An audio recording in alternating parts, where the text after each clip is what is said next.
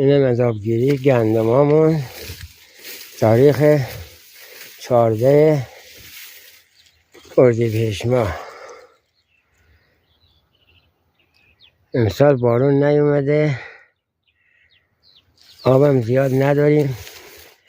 گندمامون به اون صورت که باید خوب باشه خوب نشده. اداره آبیاری آبا رو قطع میکنه، آبو به جیره بهمون میدن.